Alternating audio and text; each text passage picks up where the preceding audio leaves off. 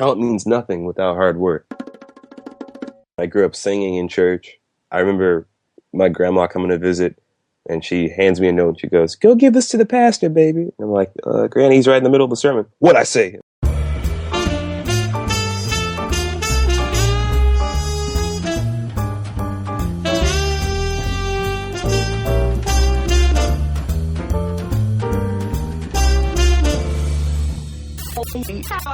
Hello, ladies and gentlemen. Welcome to the 180 Drums podcast.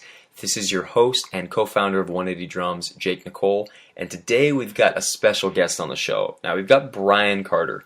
If you don't know who Bryan Carter is, you're missing out because he is one of the drummers that not only I would say is tearing it up and is making a name for himself on the streets of New York and around the world, but Modern Drummer even recognized it. He's actually just been voted to be a contestant for one of the up-and-coming drummers of 2015. He's killing it. He's a great dude. He provides some amazing insight today, and I'm really excited for you guys to delve into it. We go deep. We talk for a long time, and it doesn't feel like the conversation, at least to me, it didn't feel like it dragged at any point because I was loving what he was sharing. So I would suggest that you get a pad out, you get a pencil or pen, and you sit and take some notes, or you pull open an Evernote file and keep some notes there.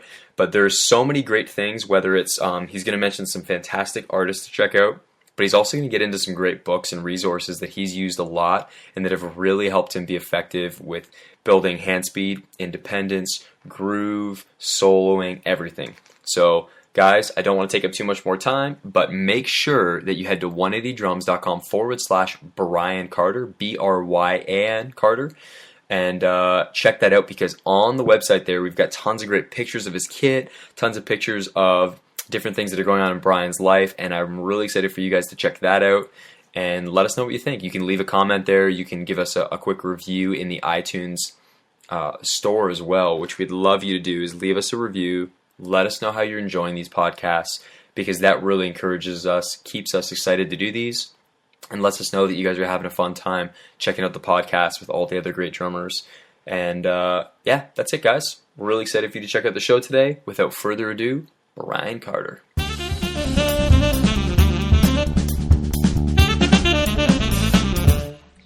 Hey guys, welcome to the podcast. I have Bryan Carter in the house. Bryan, what's going on, man? Nothing much, man. Dude, we are so excited to have you on this podcast for 1,000,001 reasons. But I'm selfishly excited because, man, you've had so much great insight going to school at Juilliard. Can I just say, I feel like that's like the epitome of schools of being like a jazz drummer. Anything arts, I feel like Juilliard is pretty phenomenally world-renowned. So that's really cool. I'm also excited because you're shaking things up. You just got nominated as up-and-coming drummers for 2015, correct, in Modern Drummer? Yes, sir. So, man, there's just so many exciting reasons to have you on the podcast today, and I'd say that the biggest thing I'm excited about is for the next, who knows how long this will be, we just get to hang out, laugh, chat drums. It's going to be a good day, man. I agree, man. I'm ready. Looking forward to it. It's going to be good. Awesome, dude. So let's just get started. Give us the background on Bryan Carter. So where you grew up and then where you are present day. All right. I grew up originally I was born in the St. Louis area, southern Illinois. And then when I was about 4 or 5, my dad got a job as the director of jazz studies at a university, Northern Illinois University. So I moved up there to a town called Sycamore, Illinois. It's about an hour and a half outside of Chicago. And it is the cornfield. Like literally my backyard was cornfields and soybean fields. So it's legit like in the middle of nowhere, farm type vibe. It was that kind of thing. Cool. And then I moved to New York when I was 18 in 2008 to attend the Juilliard school. Wow, man. Been here ever since. Very cool, dude. So that means you're 25? Did I just do the math right? You did. You're a math magician, man. Dude, math magician. I'm going to start a new course called Mathology or something like that. Mathology. We were just joking around before Bryan got on talking about breakfast, and you said that you had a Shakeology protein shake? Yeah, it's actually more of like a nutritional supplement. I guess that's what it is. Because I don't know if it has a ton of protein, but it has, like when you look in the back, it's like everything that you could possibly put in there, like wheatgrass and spinach and a bunch of stuff I've never even heard of. So Guys, so the reason I just asked that live on the podcast was because that's actually the secret to being a great jazz drummer is Shakeology shakes. I feel like I need to hey, get some advertising or marketing dollars from these guys yeah, now. 180 needs some money on that one. So Yeah, that's right. Hey, Shakeology, guess what, man? You just became the leader in jazz drumming producers. I don't even know what I'm saying right now. It's great. Cool, man. That's an amazing background. So now you're in New York City. Like, it's funny. I was actually just reading something. When was it? It was. I was actually listening to another podcast this morning, and they were talking about how people move from places like cornfields to the city, and it's such a shock. How did that feel for you, growing up in a place like that for 18 years and then moving to New York City? well, we visited New York a lot. When I say we, I mean me and my dad and me and my mom. Because my dad's a musician, like I would get to travel with him. So yeah, I would spend time in Los Angeles and New York and even like smaller type big cities like Atlanta and Detroit. I spent a lot of time in Chicago. So it wasn't. I feel like it wasn't as much of a shock as it is to some people, but it was still definitely a massive shock, especially going to an art school. You meet all different types of people from all different types of background. You know, Yeah, yeah, Jul- absolutely. Juilliard's so diverse. It's I believe while I was there, my freshman class was 60% international students, or Hmm. maybe it was 40% international students. And so like you would, like meet someone, you're like, where are you from? They're like, I'm from Bulgaria. And you're like, I don't know where that is. It's like, Yeah, that's great. so yeah, it was cool though. Great experience. Well, I live in Canada, man, where in Canada we're minorities. So everybody that I meet is from another country. I grew up with people that were all from Serbia or Yugoslavia, and grew up with a lot of people that were from Poland. So my experience, man, living in Canada is just everybody is an immigrant, and it's awesome. Exposes you to a lot for sure. I don't think I've met any Bulgarians though. That's a new one. Okay, cool, man. So let's just before you get into talking about Juilliard, because I really do want to ask a lot about that. I know that the 180 Family closed group that we have going on Facebook for the subscribers, many of which are still missing and need to join this group because it's a relatively new thing. But we've got a lot of questions, and I know that there's a lot of people that are really interested in talking about comparing some of these schools and why you picked Juilliard. The first thing that I want to get into, though, is your dad. Was he also a musician?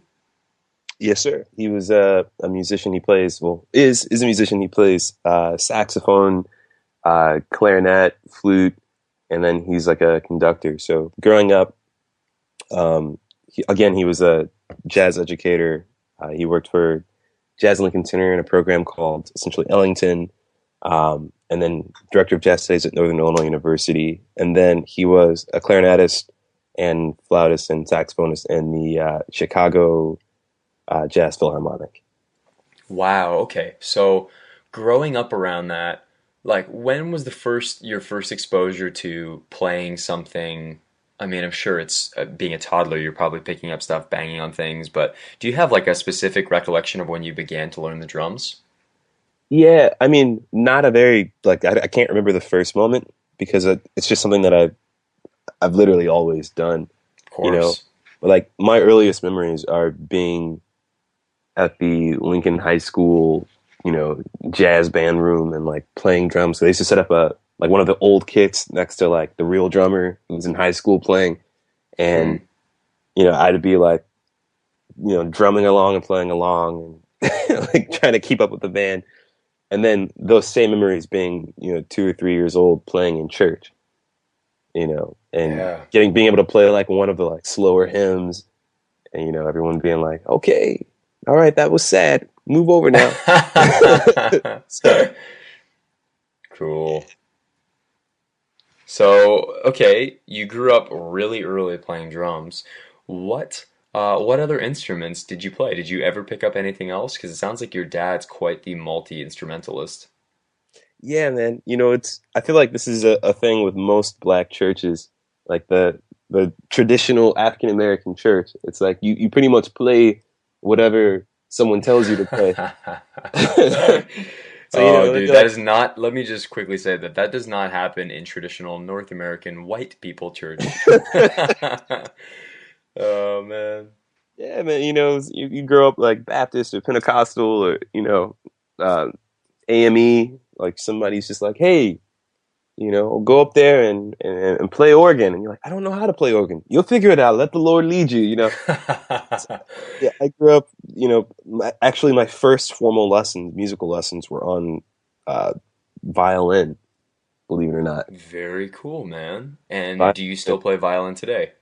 Uh, n- no, it would be a disaster if I even tried. I feel like I would just make the instrument explode. That, dude, that is one instrument that you cannot fake.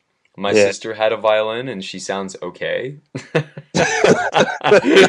But when she was first learning, it was catastrophic. I would like wake up, I would have some really late night or something, and I'd be getting up late, and she would decide that 8 a.m. was going to be the best time for her to practice her violin in the room directly below my bedroom. This is like, I don't know, 5 years ago. And she'd be practicing, and it would just be the screechiest, most painful sounding attempt at music I've ever heard. So, oh man. I all during my time at Juilliard, I somehow ended up like next door to violinist, and literally when I say I lived next to some of the world's best, young violinists, it's like it's the truth. Like incredible musicians, and Cool. there would be times where they'd be practicing through something, and I'm like, if they don't stop, I'm gonna go over there and kill them. It would be terrible. But yeah, violin and piano, and I grew up singing in church. I remember my grandma coming to visit, and she hands me a note. And she goes, "Go give this to the pastor, baby." And I'm like, "Granny, he's right in the middle of the sermon. What I say?" I'm like, "Yes, ma'am." Like, hand him the note, and I go and sit back down. And like 10 minutes later, he's like, "All right, by the way, I have a special request from Mother Carter, who's visiting. She wants her grandson Brian to come up and bless the congregation with a song." I look, like my eyes got so big, and I look at my granny. She's like, "Get up there," and I'm like, "Yes, ma'am." you know, Dude, just talk about trial by fire. Oh my goodness. yeah, man. You just get thrown in there. I think that's how a lot of us learn. You just kind of get thrown into the situation. You have to adapt. It's sink or swim. Amazing. Yeah, I definitely think that I think there's still hope for us who have to learn later in life these situations, but there's certain moments in your childhood that you can't replicate in adulthood quite the same way. So an example is throwing a little kid up on stage who's about to sing or try and play an instrument and probably blow it a little bit, but it's adorable and it's cute. As an adult, we kind of miss those unique opportunities, to be thrown into the fire. So thanks, Mama Carter. Thanks for blessing us with Brian. Amazing. Okay, cool, man. So that's a really good background. So you grew up um, pretty. You said it was a small town as well, or was it was a decent sized town just in the middle of nowhere? What's the deal there? I mean, it got bigger as I grew up, but it's a pretty small town. Cool. So you grew up in that type of culture, and you were really heavily exposed to music, both through church, both through your family, and then from there, maybe describe to me, you're in high school. Are you taking drums really serious at this time in your life? Yeah, I probably started taking drums super seriously when actually I remember this specific moment when I was 8 years old.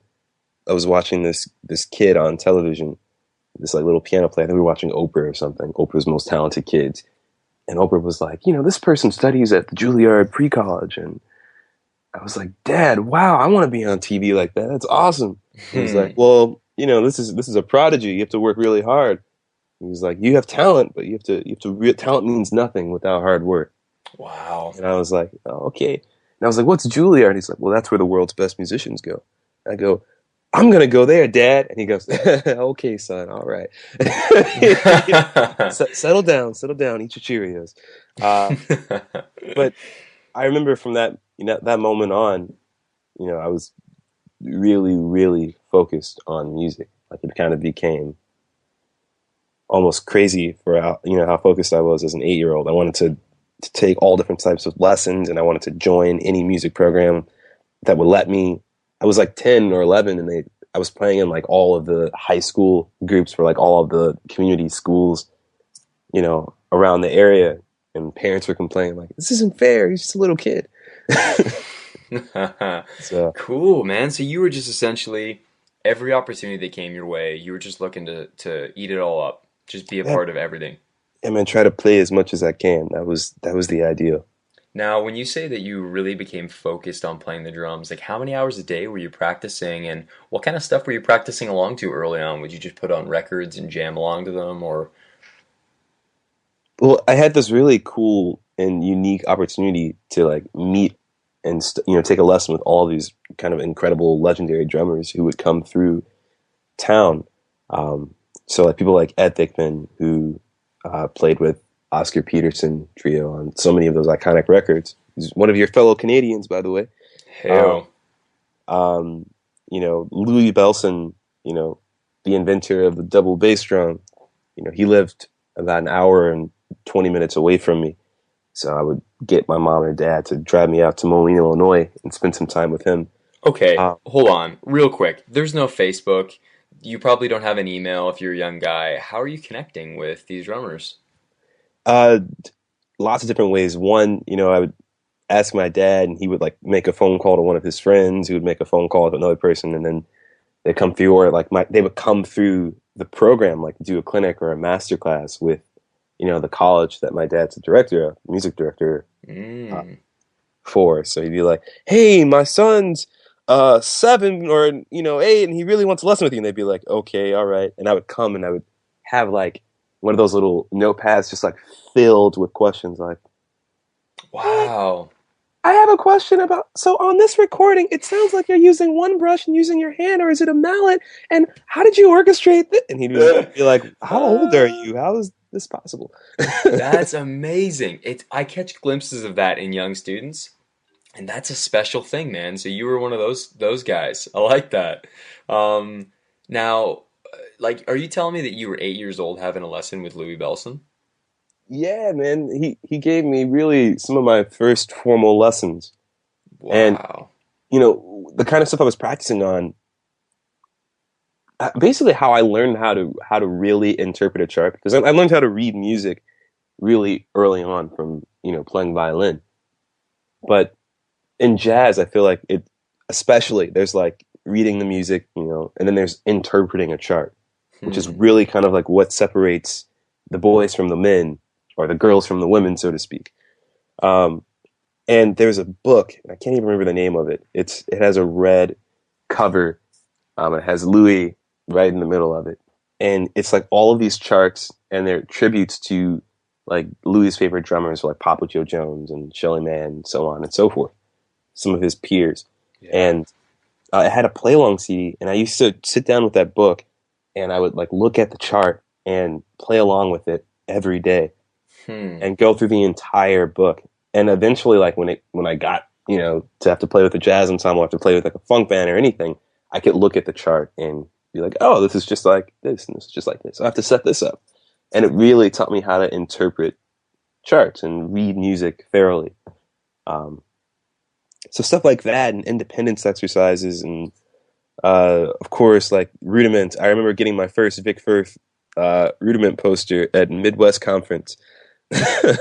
Get out of here. Yeah, in Chicago, and they're like, "Hey, you like drum?" And they had a thing where if you knew like they would quiz you on like 3 rudiments, and if you played them, then you would get a poster. And so like Huh. I played the 3 rudiments, and they're like, "Okay, here you go."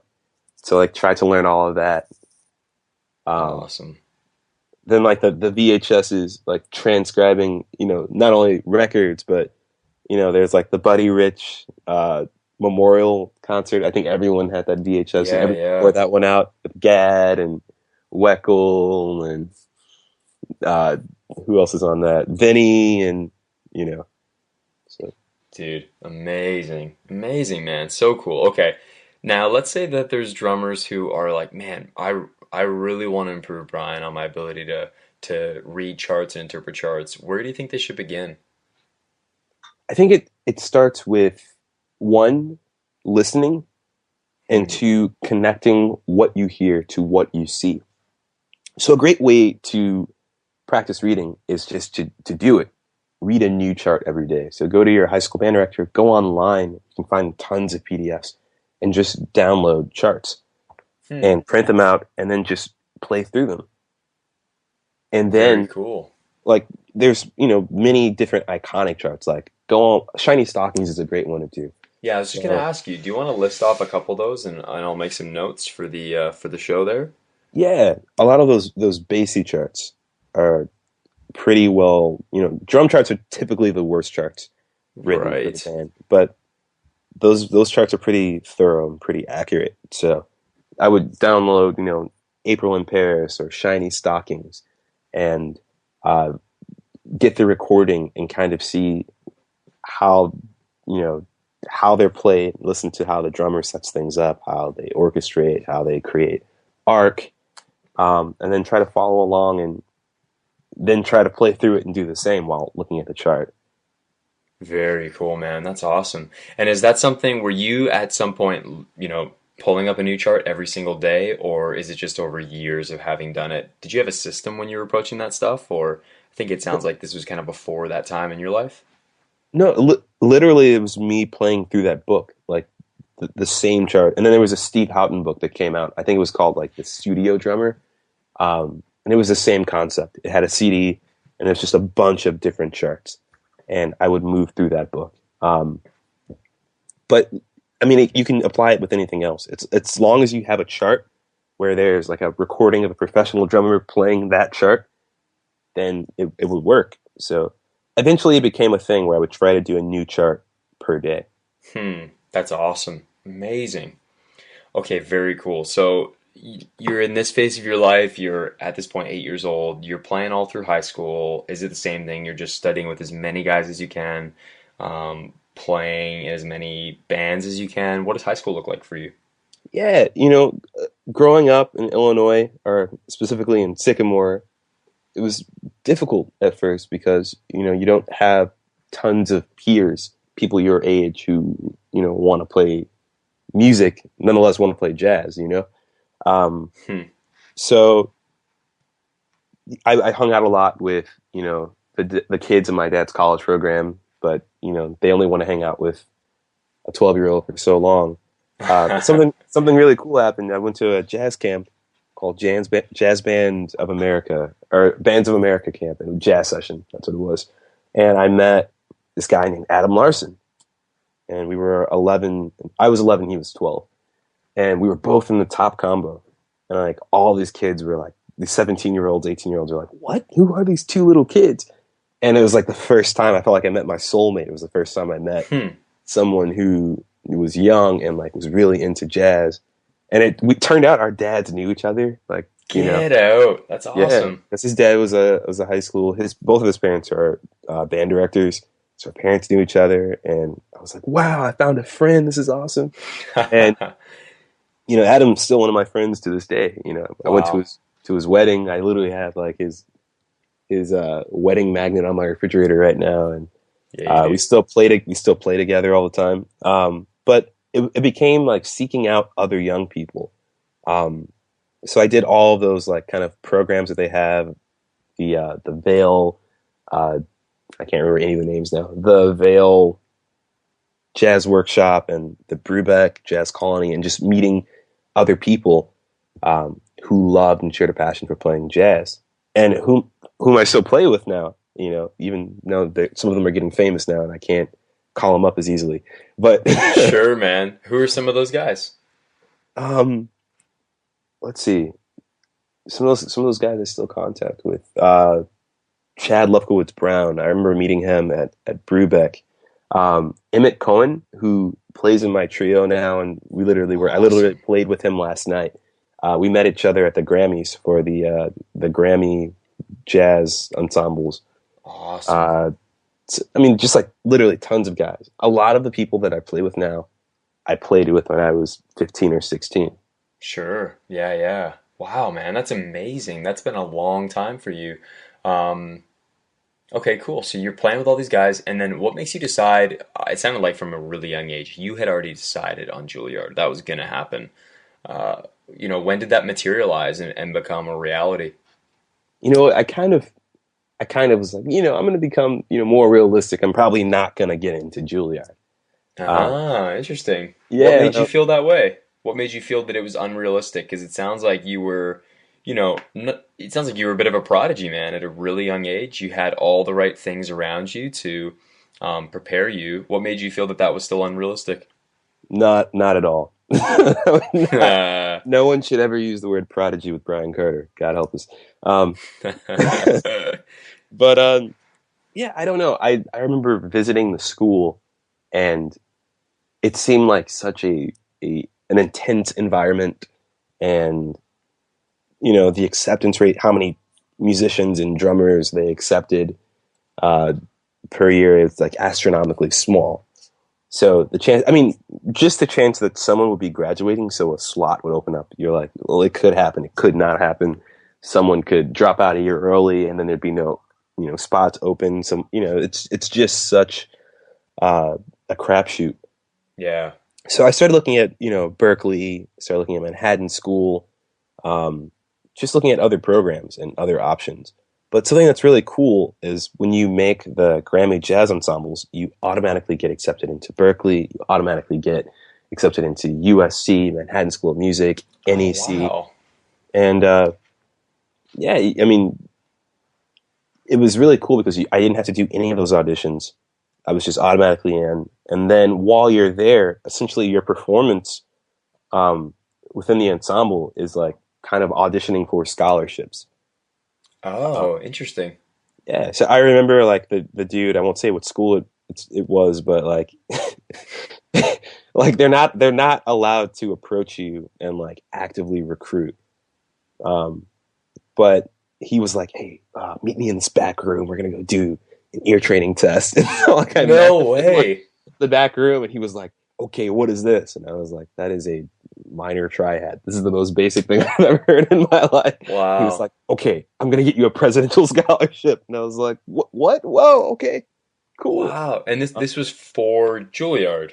no, this was for an unnamed school that I'm not gonna name. It's a school Oh, on the sorry, you east. said that. You did say that it was an unnamed school Yeah, I don't and a want to get school that anyone you in did trouble. not go into attending. Okay. Yeah, but you know, the cool thing was, Carl Allen was interim director. Um, they had just let go of their previous artistic director, Juilliard, and he was interim. And I knew him. I had a relationship with him, and he came to the ensemble. And it's kind of funny because all of the other people from the other schools, like from New School and from Manhattan and UNT, they're all like, "Oh, Juilliard's here!" Like the school everyone wants to go to. Hmm. They're like, Juilliard. And they were all like, "Yeah, we actively really want you to come." And he was just so chill. He was just like, "Yeah, I'm from Juilliard. I mean, if you want to apply, apply if you think you've got it." Wow. Just so chill. And Juilliard was the only school that didn't automatically let you in for making the Grammy band. Um, Wow. but he was like, "Did you audition?" I was like, "I sent in a pre-screening. I haven't heard anything." He's like, "Well, consider this your pre-screening. You're in." And he was like, "If you want to come in for an audition, then come in for the audition." And Wow. it's by far, probably to this day, the most intense audition process I've ever gone through for anything. Wow. So, Okay, before you tell us about this audition process, because I want to know all about it, how did you know Carl in advance? I known him because he had worked with my father for jazz at Lincoln Center. And then also I'd been to several of his clinics. I had just seen him a few months earlier, actually in Toronto at Hmm. the final IAJE conference, and we kind of reconnected there. And he was like, "How you doing?" And also I toured Juilliard when I was like 16 or 17. I took a lesson with him, which is something that I recommend to anyone who's looking at going to music school. Take a lesson with the primary instructor there, just Yes. to make sure you guys get along and it's a good vibe. So That is actually a phenomenal suggestion. Wow, that's something that hasn't crossed my mind, but you're right. You could get accepted into a school where maybe it's really well renowned, but you get in there and then you don't mesh with the main guy you're learning from. That's a phenomenal point, man. yeah, everybody should always take a lesson with the primary instructor or two. If there's Hmm. two options, take a lesson with both, and see which one is a better fit. Oh, that's phenomenal. That's great advice. Okay, very cool. So now tell us about this audition process. it's a little blurry because it was a while ago, but Sure, sure. I remember having to make a CD for pre-screening, and it was like 18 tracks long, just like rudiments and songs and all this other stuff. So we And get this was past the, submitted to you just via email. They sent you like a one-page sheet that was like, here's all the things to include in your CD you're going to create for us. I think it was like one of the first years that they put the audition requirements online, which is crazy, Oh, just crazy now because like they let you know if you're accepted by like going and clicking on a link, and it's so high tech now, but back then it was still kind of like there were like paper sheets that they would mail you if you wanted it. hmm. Um, but yeah, it was that was the pre-screening, and again, I told you he was like you're past pre-screening, so you can actually get a live audition. But I remember going and being like, wow, I've never been so nervous in my life. And the first round was, I think the first round was just like me playing along to like several different tunes from the call sheet, and they would have me play it at really fast tempos, and then be like, okay, stop, put the metronome on like 60, play the same thing. It's just like going from like Wow. ding ding ding ding ding ding ding, like barely being able to play it to playing as slow as you can, like spang spang galang. Wow. Extremely difficult, especially for like a 17-year-old. And also, I remember like the people sitting in the room. It was like, ugh. It's like Ron Carter and Kenny Barron and just like all these iconic legends of the music. And then I look over and I'm playing, like, the people they had me auditioning with were Vicente Archer and Dan Nimmer. If you don't know Vicente was playing with Nicholas Payton at the time, and I'd just seen him in Chicago. And Dan Nimmer plays with Wynton Marsalis and the Jazz Lincoln Center Orchestra. So it was pretty intimidating. Heavy. Wow, that's very intimidating. Now, what did your preparation look like going into that? Like, how would you mentally prepare yourself before walking into a situation like that? Um, I once spent a lot of time making sure that I had researched and learned like all of the details for the specific requirements. So, they asked me to play a tune. I made sure that I learned like 20 versions of that same tune. And I knew Wow. the lyrics and I could play it on piano. And, I just wanted to make sure I was as thorough as possible because I wanted to be able to stand out and set myself apart from the other people who were auditioning. I think after pre-screening, they invited probably like 25 or 30 drummers. The most of which were older, because Juilliard, you audition against the board. It's not like you're only auditioning for undergrad. You have to Hmm. audition against the drummers who want a space in masters or artist diploma as well. Um, Wow. so I remember after that first cut, after the first round, it was like me, one other drummer who was like 17 auditioning, and then everyone else was probably over the age of 30. Wow. Yeah. And then how many people were they selecting out of that 30 some odd drummers? There was one spot open. No, two. There were two spots. There was Get one out of for. here. Yep. They ended up accepting one undergrad and one master's. That is insane, man. That is insane. That's blowing my mind. Yeah, I just remember there was like the theory you're trying around. There was an interview round. In the interview they were asking like the most ridiculous questions too. They were like, you hear something fall in the woods. Do you run towards it? Do you run against it? Like just like crazy like mind game type stuff. Um, and then I remember the final round of the audition.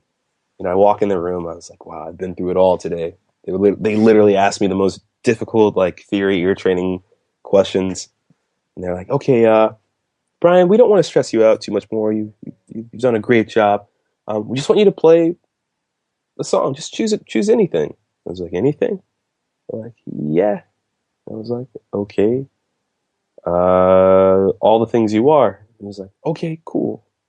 All right, all the things you are. What tempo? And I was like, right here, nice and easy. He was like, okay, very nice and easy. All right. So I'm about to play. He's like, 1, 2. Oh, Bryan, I forgot. First 8 bars in 4. Second 8 bars in 3. I want you to take the bridge for. I want you to make it. What do you say? I want you to put it in 5, and like the last section, I want you to make a different Latin style every time. 1, Shut your 2. Oh, face. 1, 2, 3. He just like counts off, and I was like, what? No time to react or adapt.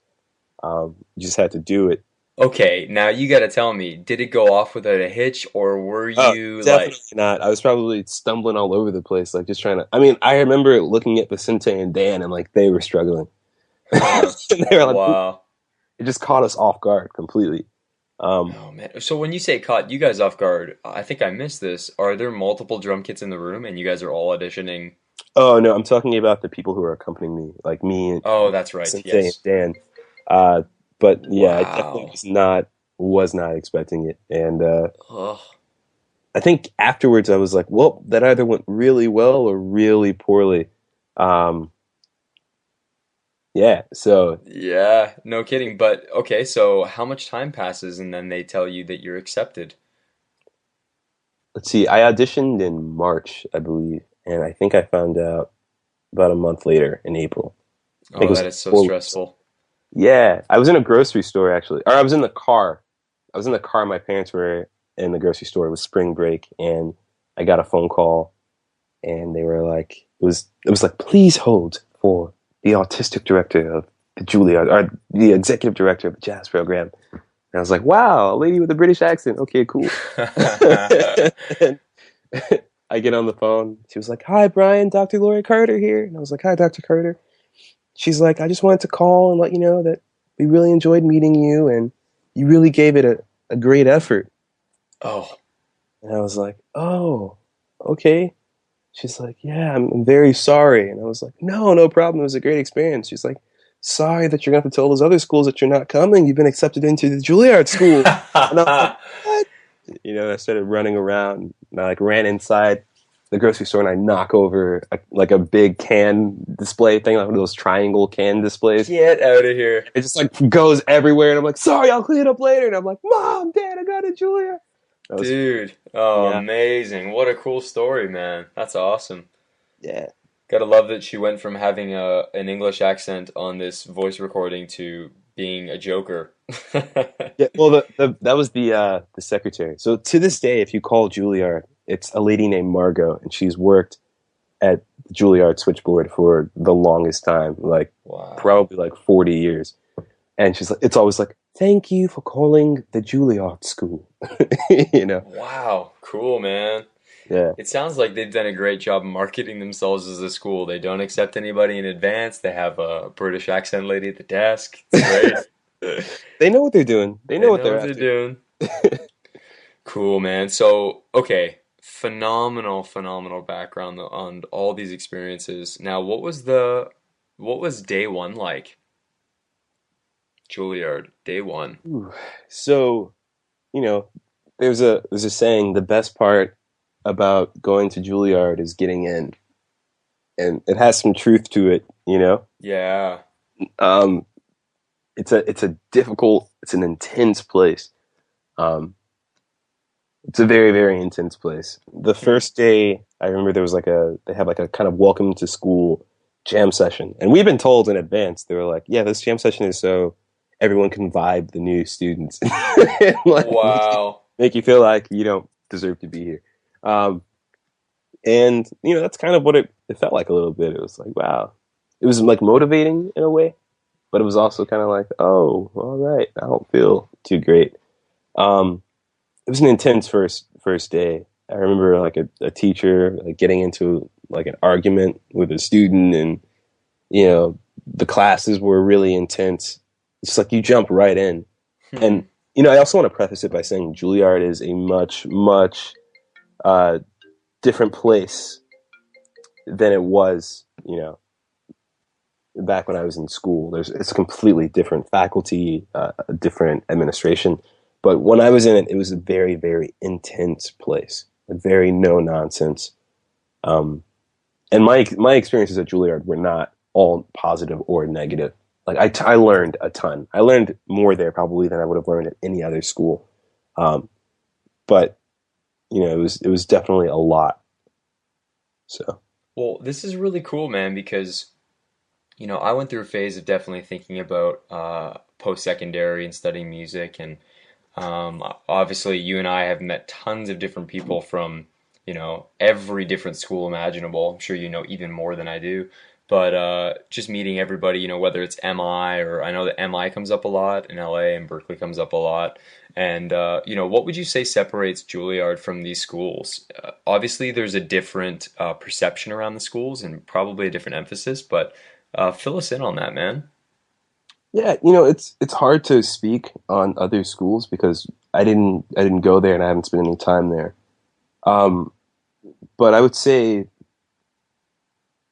a school like Berkeley, right? You're surrounded by tons and tons of musicians of all different levels, and it's kind of like you kind of form your own classes, like kind of what you want to take, and if you feel like you want to go on tour. Like I had friends who were touring throughout their entire time at Berkeley. They're like, cool, that's all right. Yeah, we want you to do that. It's a lot more free. There's a lot more room to do what you want to do at a school like Berkeley, which can be for better or for worse. Hmm. You know, in Juilliard, I used to say, if you really don't want to go to school, then go to Berkeley or go to New School. Like, of course, it's still school, but again, there's so much freedom there. Hmm. Very cool. Juilliard is there was not much freedom. It's like you were told when to eat, when to do this, when to do that. Very, very strict. There's you take what they tell you to take.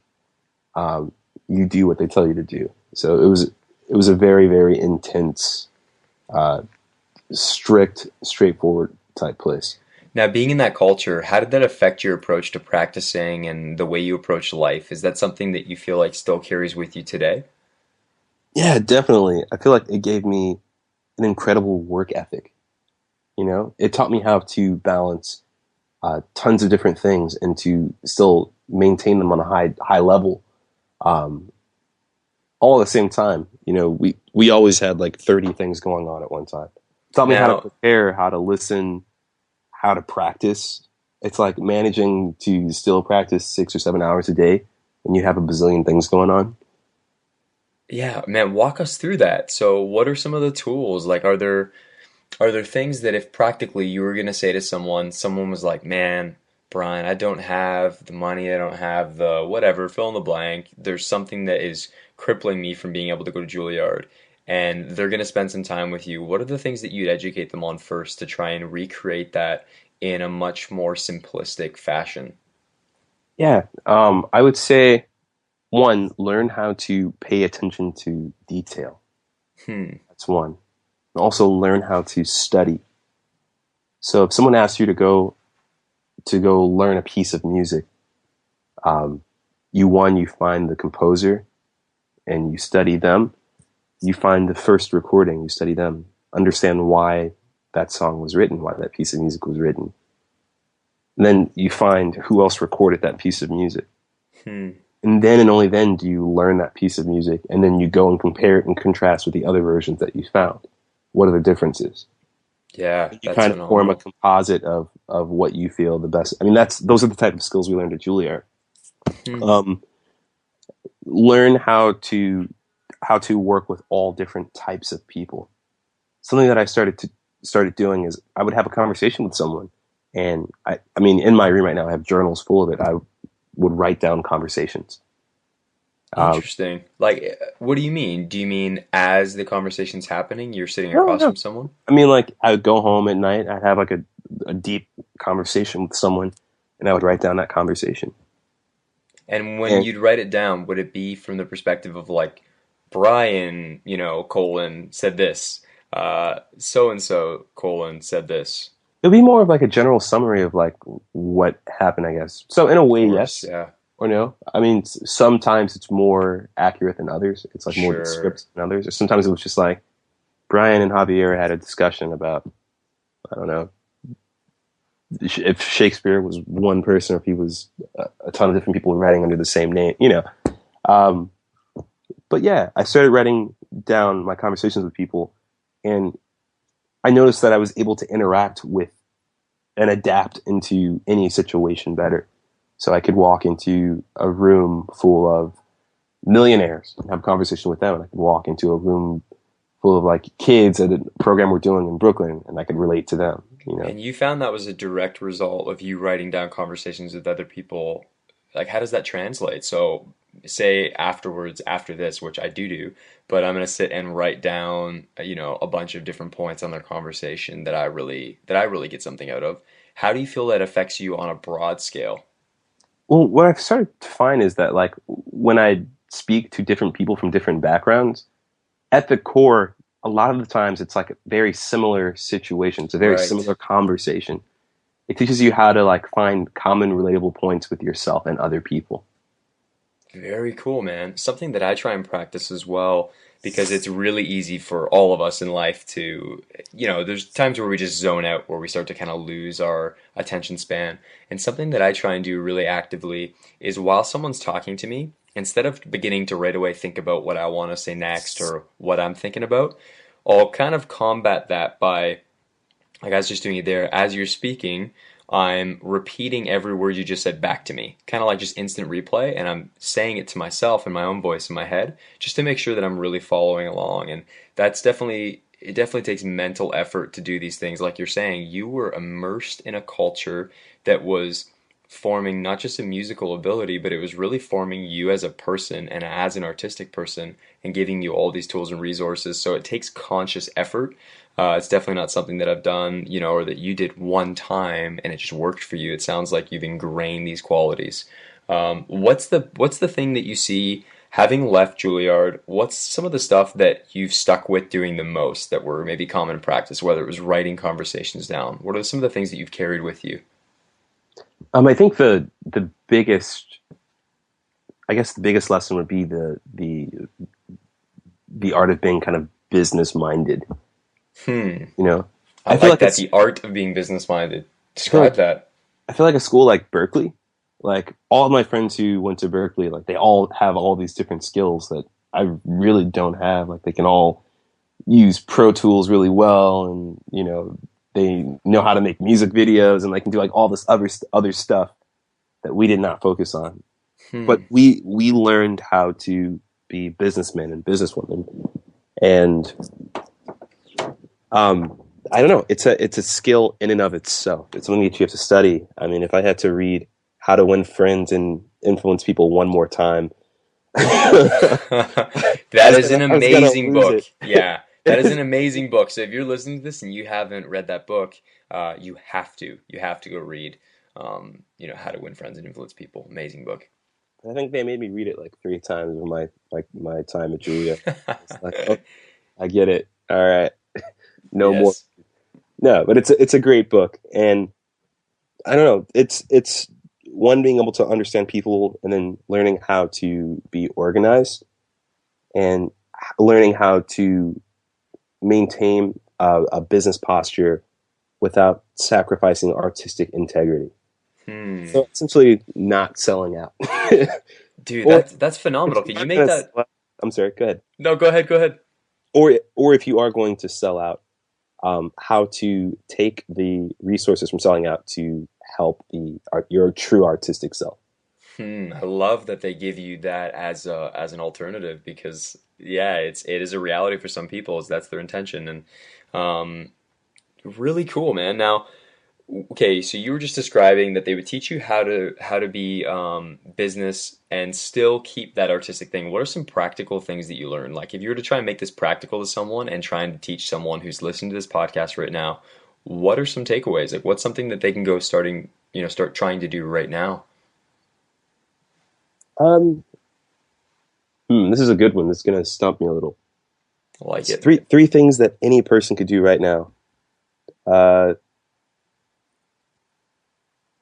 just in terms of the business aspect of it. Yeah, so you don't have to do three, just even one thing. If you're like, here is a way that you can balance business and art, and here's a really effective business principle that I learned. So you did already kind of share one is in order to be more effective at speaking to people, you would intentionally go home and write down conversations that you had with anyone. Anytime you had a deep combo, you go home and write it down. What are some other things that you've done? Well, I think it's difficult because it really depends on your personal skills and abilities. Right. I feel like that's what makes it a really difficult question to answer. Like It is a hard question, yeah. I'm not an artistic person, you know. Hmm. I What makes I you say know that? well I know tons of people who just have like incredible artistic vision and they're able to execute it, super easily. Whereas I'm the kind of person who has to go back and really figure out how to make it go off without a hitch, Right. you Huh. know? So, but that's like my personal skill set. So I guess the first, I guess I don't know, learn what you're good at. I guess Yeah. that's learn what your skills and abilities are, learn what your weaknesses are. And That then is huge. Yes. once you identify those weaknesses, then I guess either try to find a way to find a compromise and learn how to maybe balance it with something that you are good at, or maybe learn how to find someone or connect with people who have those skills that you're not good at to help you out. Yeah, absolutely. It is, I do feel like it's a bit of a toss-up because there's people who will automate their life by immediately when they find things they're not good at, they hand it off to people. And then there's other people who will talk about investing in the things that you're not good at to improve. I'm a little bit undecided because there's some things that I'm not good at that I recognize I have to improve in. Sometimes that's things like personality traits, right? Things that you can't hand off to someone else. Um, but that's awesome, man. I think one thing that you didn't mention that I'll mention for you because I think you're really good at this is creating a presence online, and then not just creating a presence by doing what everyone else is doing, but by trying to create culture. So, you have a hashtag called Young Swangers, and that's with a Z, correct? No, with an S. Oh, it is with an S. Yep, Swangers, and then swingers. cool, man. So Young Swangers. I've misinformed a couple hashtags, bro. I apologize. No problem. Um, cool. So Young Swangers, and see, man, that to me is brilliant. I mean, that's a lot of what we're doing with 180. It's all about creating community and just creating a community that is effective at encouraging each other and sharing what they're up to, and then as a direct byproduct of that, inspiring one another, right? So that's something that I think you've done a great job with. You've got a great following online, and I would attribute that to your business savviness for sure, and your chops, because you can blaze. So Thanks, man. cool, man. Okay, dude, I've actually got a couple questions, quite a few questions now. They've piled up. So I'm going to try and make my way through some of these from the 180 family. And again, for everybody listening, if you didn't see the opportunity to answer these questions, it's because this one was specifically limited to a closed group that we have on Facebook for members of 180. So I'm going to drop some names too of some of our students. So we've got Cameron Sather. Hopefully I said that right. Last name, Cameron.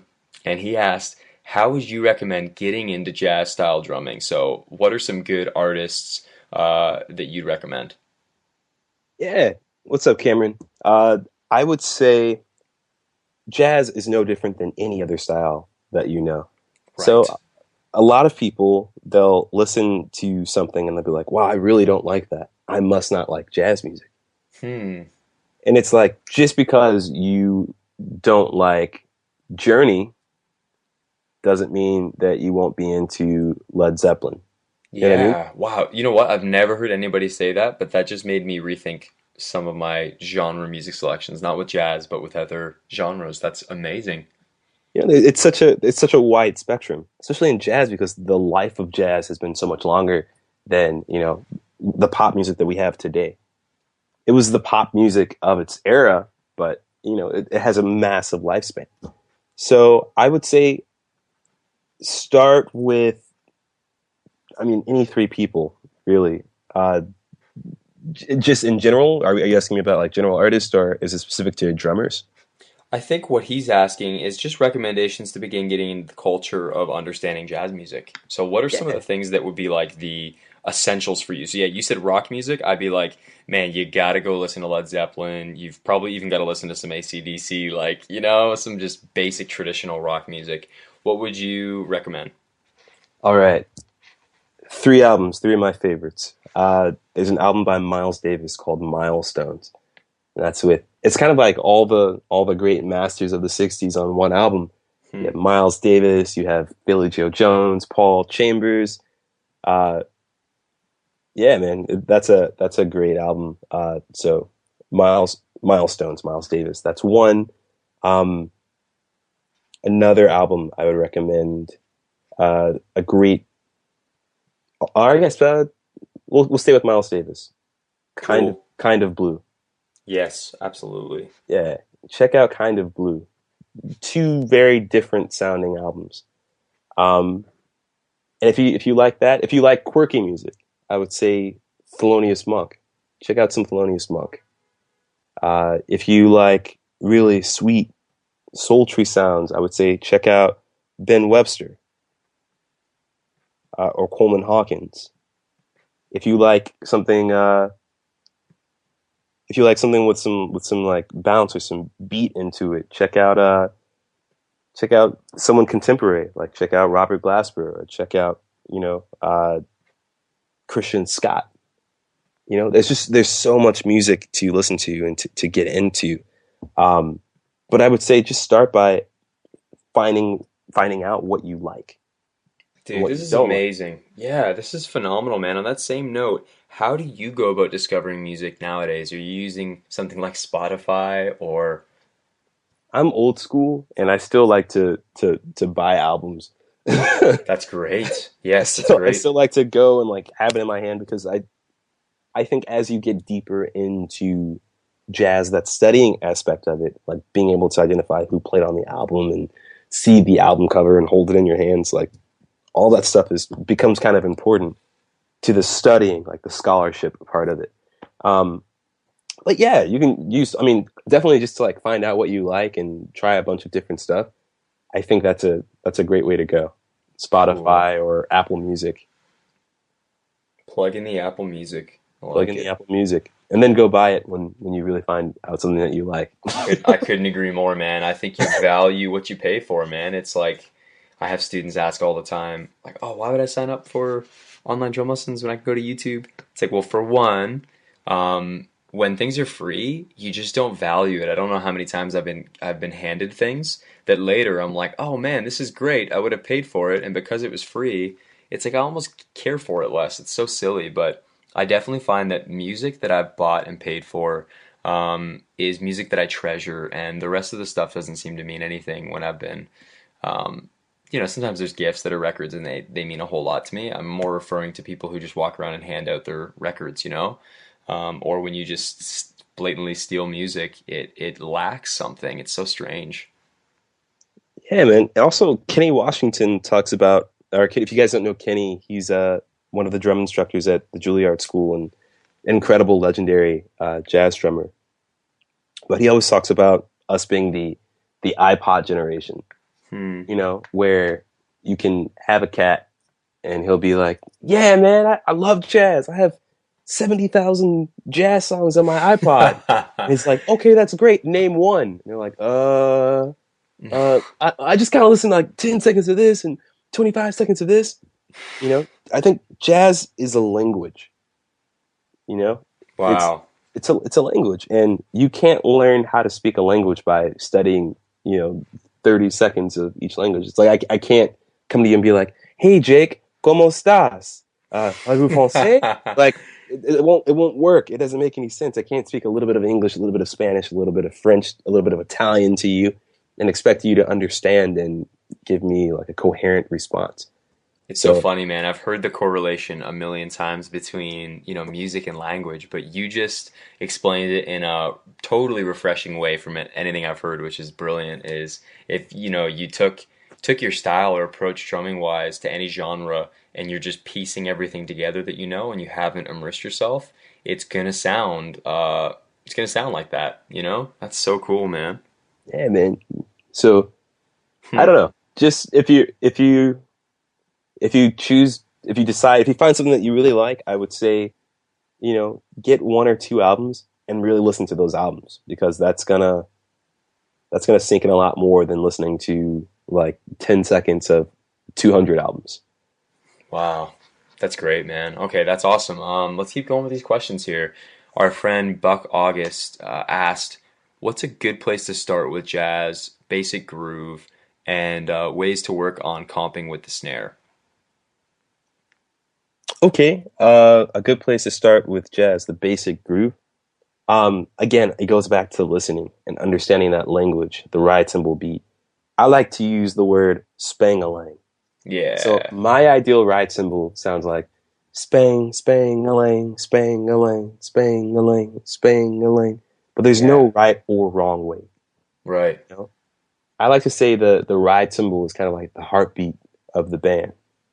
Yeah. You know, it's when you I don't know what the machine is called, but when you put on the machine and it measures the heartbeat, beep, beep, Sure, boop. yes, absolutely. You want that to be consistent. You want that to be swinging. If it slows down and it flatlines, that means, you know, someone's dead. That's not we don't The want to kill them. jazz is dead, man. Yeah, you don't want the swing to die. So you want to Yeah. keep that moving. Nice right cymbal has a good beat. So I think you should start with that by listening and identifying some of the great uh, players of the ride cymbal. Again, that's people like Philly Joe Jones and Kenny Clark, who's kind of like the father of the ride cymbal. Hmm. Max Roach.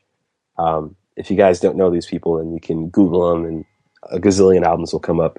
Art Blakey, but listening and then playing along with their ride cymbal, and then the same thing with the snare. Understanding the relationship between the left hand and the right hand in jazz and the snare. What comping is it's a conversation with the other instrumentalist, and then also it's like kind of like you were saying. It's like something that you do, Jake, is that you repeat what you just said back to me. That's a big part of comping. It's like me, replying to the soloist saying, "Yeah, man, that was bad." Cool,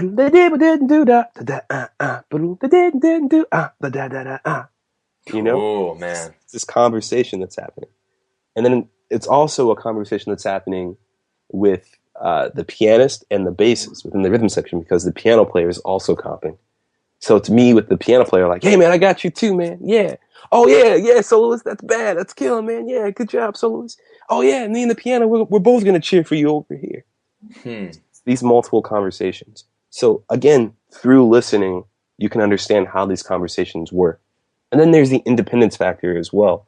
So a couple of great books to help with the independence piece of it. The Art of Bop Drumming by John Riley. There's Syncopation by Ted Reed. And those are two of my favorites. Yeah, that's great, man. Page 38, Page syncopation. 38. That's it, man. Come on. Cool, man. This is awesome. I don't know about you guys. If you're listening to this podcast and you're not making notes, you're making a mistake because you got to sit and write this stuff down and then you got to go and research all of it. I have 2 pages of notes already. So this is awesome, man. So much stuff to check out and get immersed in, which is really cool. Um, Now, the next thing that's being asked here is how do you get that dry and almost brittle jazz snare sound? Are there any tips that you have for getting that snare sound? I think well, I really don't know which sound they're referring to. Dry and brittle. Yeah, that's what they wrote here. How to get a dry. I would just say, in general, what is this is actually a question that I had for you was what's a live recording that really stands out to you and is maybe one of your favorites um, that captures some of this conversation you're talking about? yeah, I think one of the great conversers is Mr. Lewis Hayes. There's an album I love. It's a Cannonball Adderley album called Nippon Soul, and was recorded in Japan. Um, Can you repeat that? Say that again. Nippon Soul. Cool. Nippon. I think that's Nippon. I think that's how you spell it. That is not what I spelled out, folks, on my pad.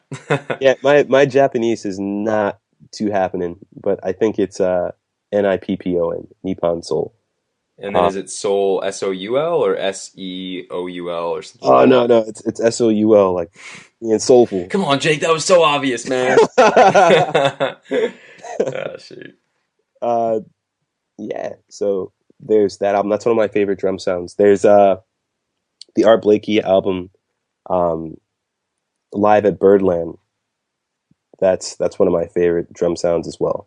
It's an older record. It's an older drum sound, but it's killing. It's one of my favorites. And then also, it's an album that was recorded years later, also at Birdland, called "Ugetsu" by Art Blakey and the Jazz Messengers. And it Cool. was released on Riverside Records. That's one of my favorite albums as well. Hmm. So Art Blakey was probably my first massive influence in the way that my drums sounded. So I would try to, early 90s, I had like the giant power toms, and I would like try to tune them high like Art Blakey had them, and like it wouldn't really work. It just sound like really choked and stupid, but I wanted to be like Art Blakey, so I did it anyway. Oh man, dude, run us through your drum sound. Let's get into that a little bit. Okay. I try to I play with a lot of big cymbals, right? Ride cymbals, and I try to find cymbals that complement each other. Hmm. So generally on my right side, I have like a 22-inch Constantinople of some sort, or a prototype of some sort, and it's usually almost always riveted. And then on my left side, depending on who I'm playing with, if the right side is dark, a dark right cymbal, I try to make the left side a light right cymbal. Hmm. It's like a 20-inch Renaissance ride, or like a medium thin high.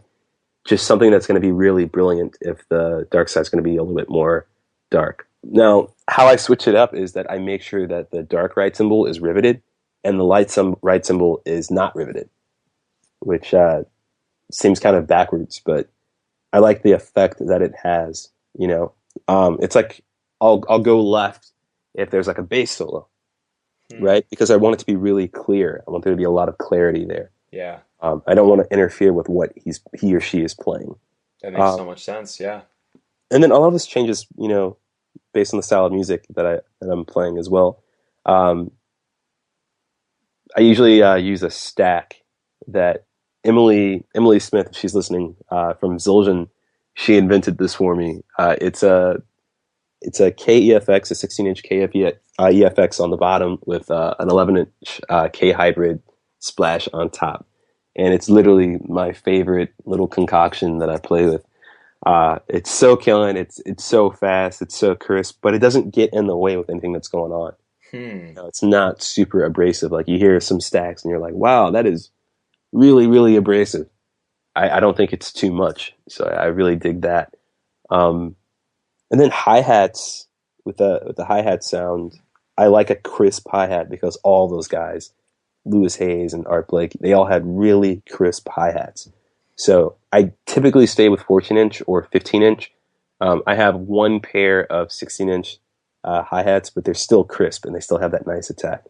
My drum sound, I play Sakai drums, everybody, and I like them because I play the trilogy. I like them because they're open and punchy.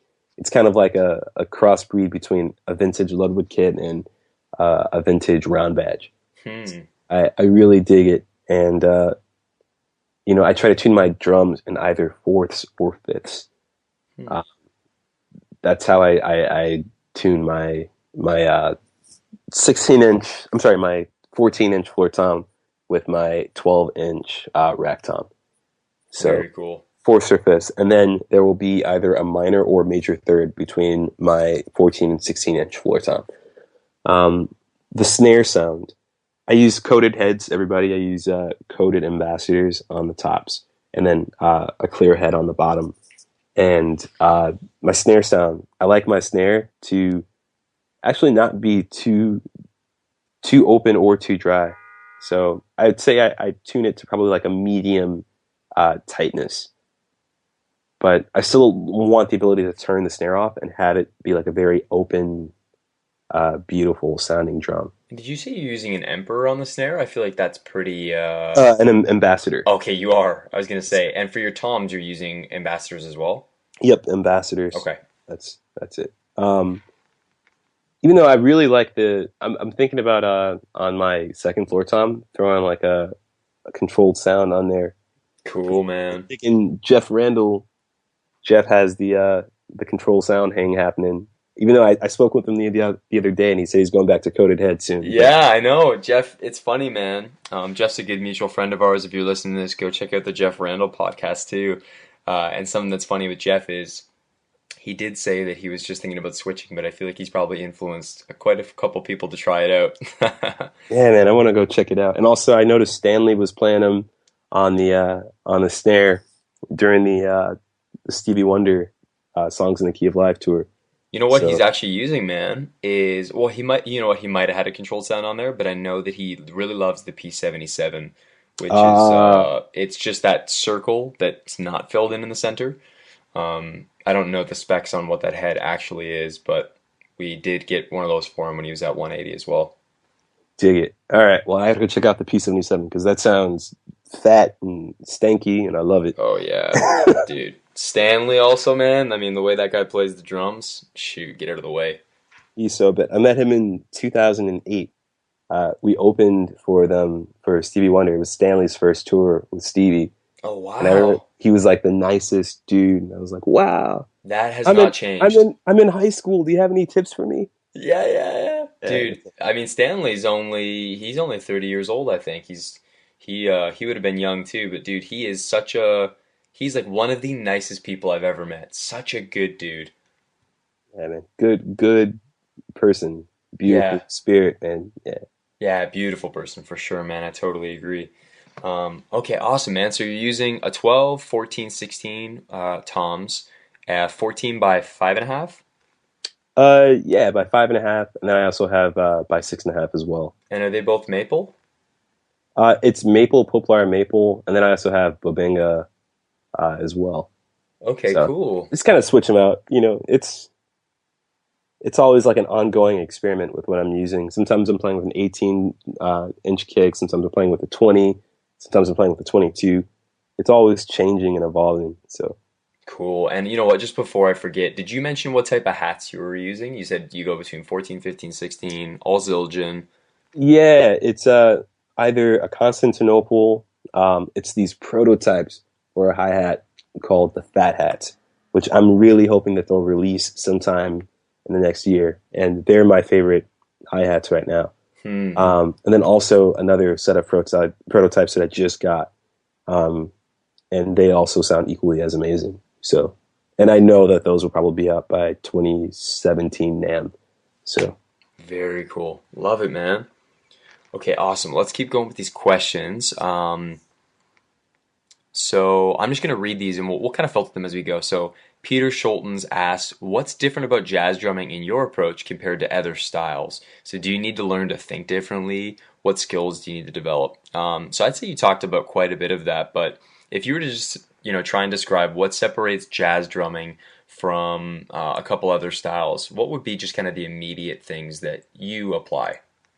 yeah, man, I think the hardest part is understanding the balance and the touch behind it. Yes, I would agree. It's great. It's like I feel like I got a lot of practice at it, when I was younger because I would have to go from, like a jazz gig and then the next day play a rock gig and then the next day go to church and play gospel and like shop out. Yeah, And yeah. it's like understanding the way that you're attacking the instrument, right? And the Hmm. balance of it. It's like if I'm playing jazz, what's my focal point? My focal Okay, point's going to this be is yeah. Keep going, keep going. the focal point's going to be the ride cymbal, right? Yeah, So the balance of the kit should be like ride cymbal and then snare and then hi-hat probably on the same level as snare, maybe even a little bit higher, and then kick drum. Whereas if I'm playing gospel, the ride cymbal is probably not going to be my focal point. Like it's going to be really the kick and the snare. Like that's what needs to be thumping, you know. yeah, yeah. And then there's like the hi-hat, so the balance pyramid's going to look different. Now, if I'm playing like some like 70s rock, right? What's the balance going to look like? Like how am I going to approach? What are the grooves going to feel like?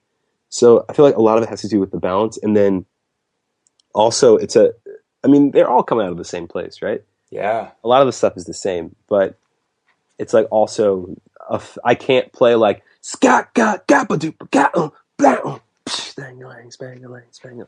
It doesn't, Right. so understanding what fits, what doesn't fit, and then also what translates naturally between the languages.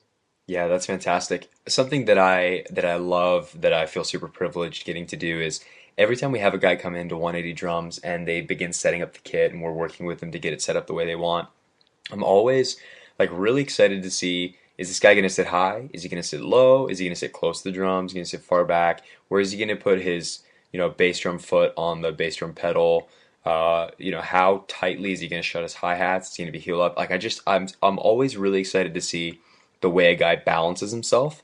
One little thing I'll tell you guys that I've observed right away, that for anyone subscribed to 180 who watches Stanley, something you'll notice about Stanley is that he plays his kick drum pedal like pretty far back. I'd say at like the halfway point up the pedal, or if not a little bit under that. And he also has his throw on his bass drum pedal almost as far back as you can go. It's like it almost hits his own foot playing it. It's crazy.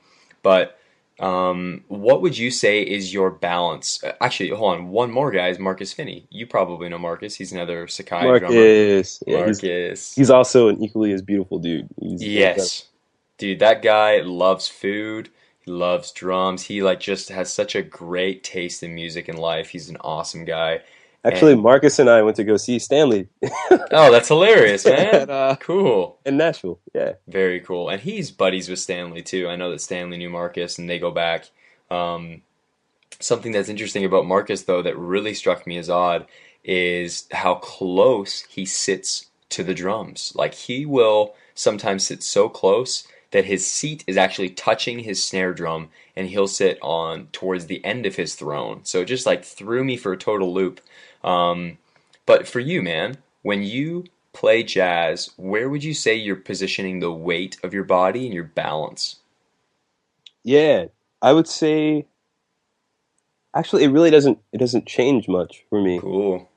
I try to keep it. I mean, the one thing that will change is the ride cymbal, or I guess just cymbals in general. Like what will happen if I'm playing other styles of music, the ride will come down and the crashes will come up. So I get a greater reach back. If I'm reaching further back, I'm attacking the cymbal harder, so I can crash harder. If I'm playing rock music, if I'm playing gospel, if I'm playing pop, right? Cool. Then I'll bring those down, and I'll kind of move them around, so that they're further on my right side or a little bit less accessible, and I'll make the ride cymbals more accessible for jazz. And they'll come up a little bit, so they're kind of right here. I don't have to work too hard to get to them because I'm probably going to be playing fast or have to play with a greater sensitivity. Yeah. Also, do you switch heel down, heel up? No, it pretty much all stays the same. I mean, I guess if I'm really going in on some gospel, if I'm really trying to chop out, I'll switch to heel up. But I guess a higher heel up. But I generally play there'll be an inch between my heel and the kick on and the kickboard. Yeah, I guess it will increase a little bit, but not too much. I guess the biggest thing would be the way that I'm holding the sticks. It's like when you watch me play, I'm constantly moving between match grip and traditional grip. Interesting. And it's I feel like the more pocket I'm getting into, I'll move to a trad grip or a match grip, just so I can have a greater reach. I can really bring the snare down, bring my stick down into the snare. Cool, dude. That's awesome. But yeah, one big thing for me is the drum sound, is developing a good sound from the instrument. It's actually what made me love Jeff. Is what I love about it. It's they have beautiful sounds on the instrument. And it's kind of in my opinion, a dying art. It's not something that people focus on anymore, developing a good sound. So yeah, cool. I guess when I'm talking about balance, I'm more talking about where each piece of the kit sits in volume and relationship to the other pieces of the kit. If I'm playing a groove, is the hi-hat the loudest piece of the instrument, or is the snare the loudest piece of the instrument? And just touch and sensitivity, because it makes such a great difference. A great example of that is Stanley Jordan. It's when he plays, it's you can tell that I'm sorry, not Stanley, Steve Jordan. I was just in my mind, just quickly entertaining a love child between those two. That's all I was doing. I was waiting. Waiting for me to correct myself there. When you hear Steve Jordan play, it's he's in complete control of every piece of the kit. Cool. Yeah, Yeah. totally. But yeah, I've just got the John Mayer trio going in my head right now too, man. So true. Awesome. Okay, great. Let's keep rolling through a couple more questions. And these are some awesome answers, man. You're giving me so much to think about. I'm itching to go play my drums. Eric Pritchard asked, "How often do you find that you're incorporating jazz licks into your other playing? How do you approach playing these different, similar, or larger venues dynamically when playing jazz?" Ooh, that second part of the question is really good. yeah. Um, Jazz looks, you know what? Yeah, a lot of it's the same vocabulary. So, I mean, something that, I've been doing is like, I've been making those videos where like, I broke down Luke Collins' lick or Stanley's licks and like, I put it into a jazz setting. It's like, it shows you Which that. is the coolest thing in the world, guys. If you haven't seen Brian taking on some of like he took on a Luke Hall and Phil. What was it, the five Phil or something? Or Yeah. Or is the paradiddle fill thing. yeah, I can't remember sick. the full name Paradiddle for it. diddle and then a kick kick or something. Yeah. So cool, man. Yeah. I mean, a lot of it's like the same exact language. Like, rudiments are rudiments. They're the basis, they're the building blocks for everything. Man, what are some of your go-to rudiments? Like, what is the stuff that you would say you've practiced to develop chops the most? I know that it's not all about chops, but every now and then it is fun to geek out and talk about. Man, I'm a huge Wilcoxon fan. If you guys haven't heard of that book, there's a book called Modern Rudimental Swing Solos for the Advanced Drummer. And it's the book that all of the legendary drummers I've been talking about, they all went through that book. And it takes rudiments and it will write down below it like which rudiment it's using, but it will just really screw it up. Love it. And it will invert it. So like one of my favorite go-tos is actually like a Philly Joe Jones, like inverted, like paradiddle diddle type thing. So it's right, right, left, left, right, left, left, right, left, left, right, right, left, left, right, left, left, right. Yeah. Give us that one more time. Right, right, left, left, right, left, right, right, left, left, right, right, left, right, left, left, right. I'm probably gonna have to listen to that 5 times. And Right, right, left, left, right, left, left. Wait. Right, left, right, right, left, left, right, left, right, right, left, left, right, right, left, right, left, left, right. That's what it is. fantastic. I'm gonna Yeah. pretend I caught that. I didn't even catch it. It's really, yeah, I didn't even catch it. If I were there, I could just play it and show you. Yeah, cool, man. But yeah, it's like and that's right out of Wilcoxon. It's like all Cool. of these little inverted rudiments are like rudiments that have been kind of like cut up and like sewn together. And I love incorporating those and throwing those around the kit. And then I'm a huge fan of just like taking doubles or, with Luke's thing, it's like people are like, wait, it's different. It's a different thing. You're playing something different. And it's like, no, all I did was I like flipped my hands and like I started on the tom like left leading, or I'll start on the tom right leading, and it'll make the rudiments like a completely different thing by like starting in the middle or starting with a different Yeah. hand. Man, that's something that I push every student to do is it's like don't just learn how to play, like everyone you go play a paradiddle drum fill and everyone's going to do the same thing, but it's like how many ways can you invert that? And what if you started the fill on the of two or, whatever, right? Yeah, that's the stuff right there, man. That's the stuff. That's the stuff. Okay. Oh, the larger venues and the smaller venues. Yes. Yeah, going back to again, I've been talking about this so much, but the sound of the kit. Hmm. It's like I want my sound to be the same in a small club, and then if I have to play a 5,000 seat theater, I want it to sound exactly the same. Right.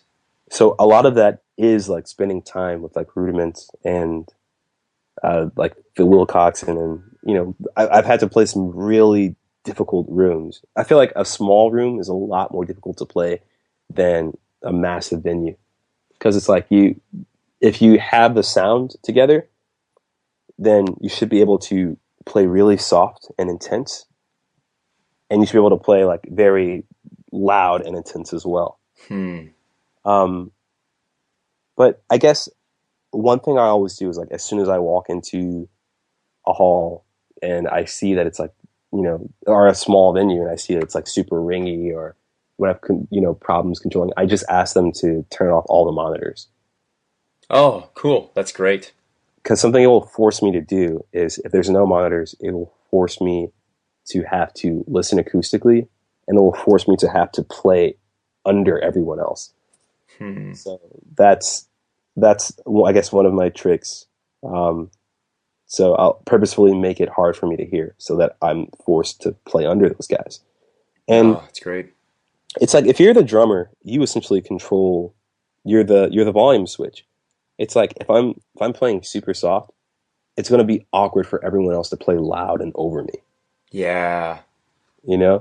So I try to keep that in mind with, especially, it's hard sometimes. Like, you really get into a place, like you're coming out of a solo. It's like you have to bring yourself down, but you don't want it to be like this Anticlimactic moment. yeah, like this like really weird out of place switch. It's like you have to be thinking about the arc at all times. And I like to treat it like that's great. I love that you said the word arc. That's beautiful.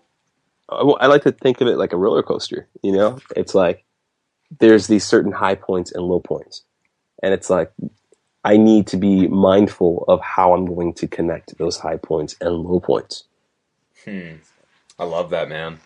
That's awesome. Okay, John Roya asked him his favorite spots in New York. He said he's vacationing there this year, and another guy, Cameron again, chimed in and was like, dude, interesting. I'm about to head there. What are your spots? My favorite music spots. So I would say, if I were heading to New York, I'd want to know, like, dude, where do you like to go? Where should I find good, like good jazz music, and where should I go to get some good grub? All right. Well, here are a few different things. Right now, if you're headed here, it's actually not too cold out.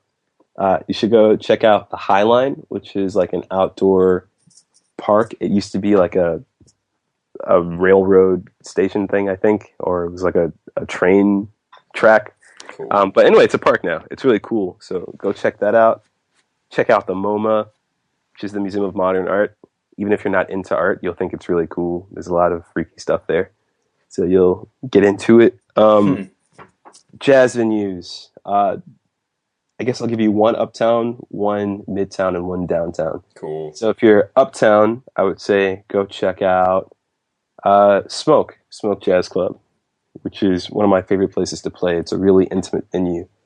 And good food, good people. You're going to have a good time. Cool. If you're in Midtown, go check out Dizzy's Club Coca-Cola. It's got like extremely beautiful panoramic views of Central Park and of Columbus Circle, and great art is there.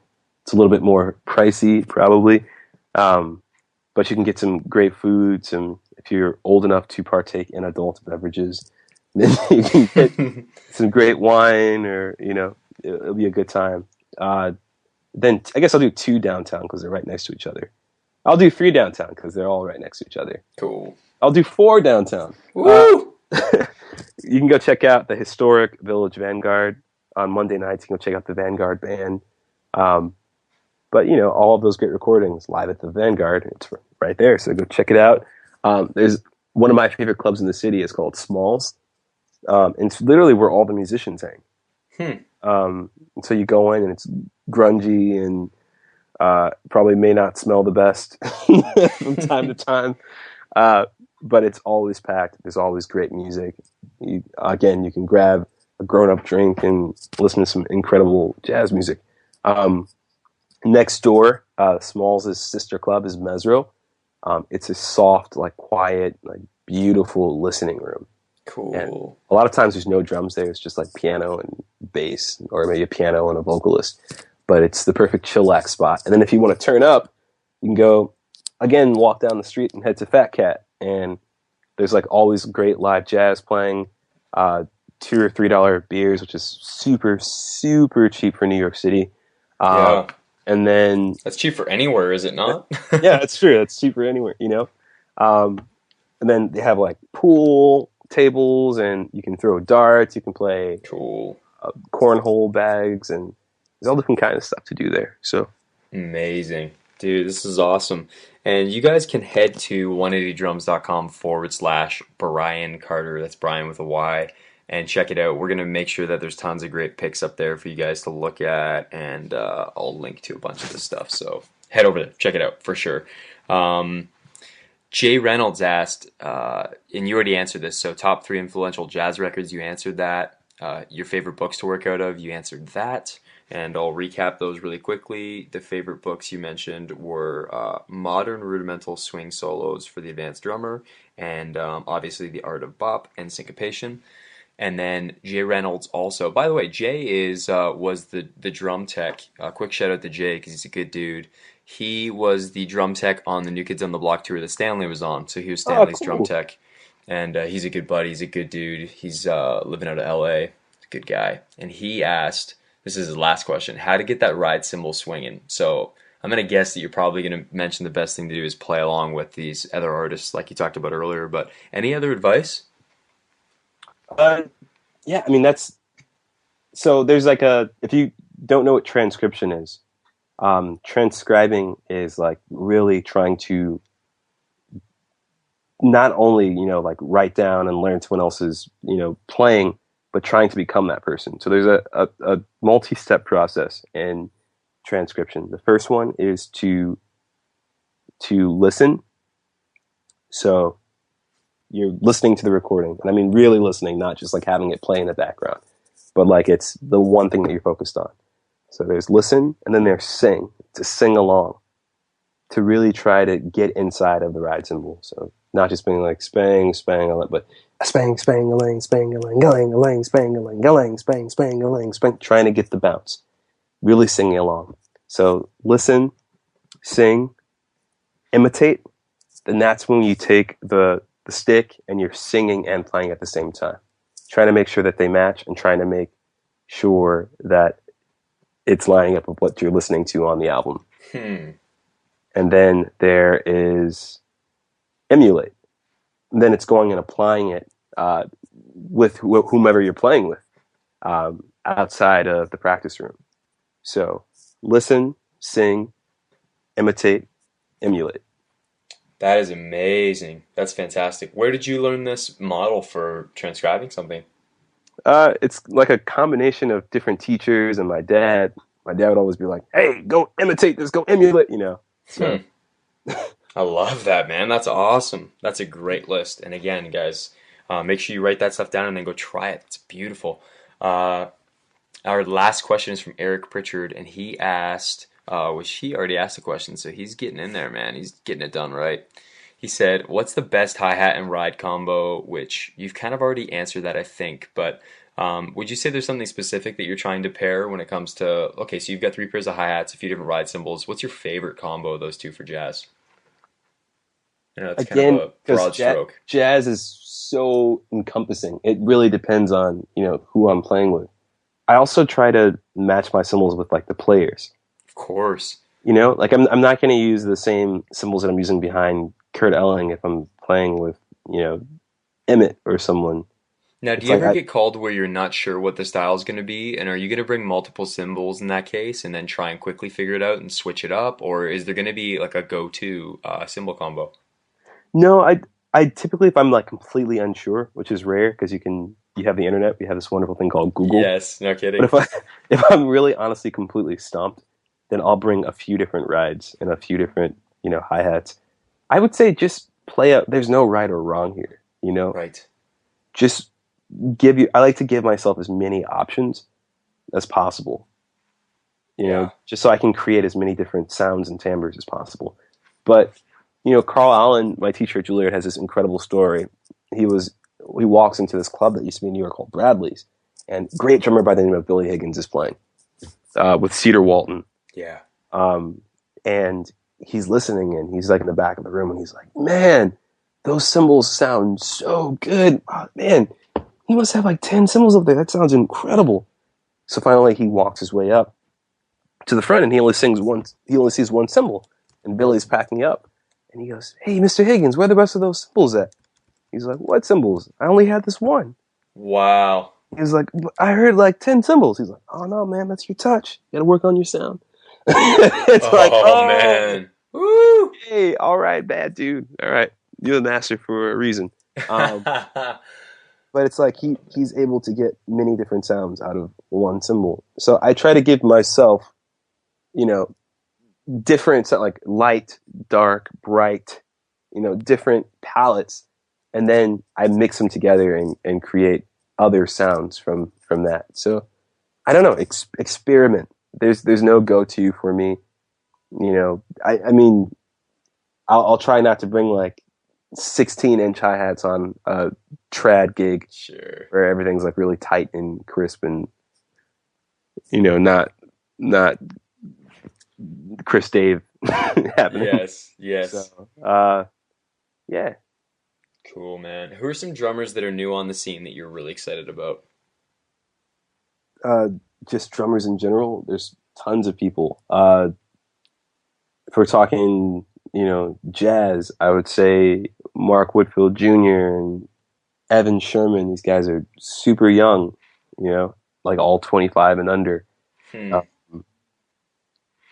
Joe Saylor, who's playing on Late Show with Stephen Colbert. Jameson Ross, who he just was nominated for a Grammy for actually best jazz vocalist, not even for drums. He's the man.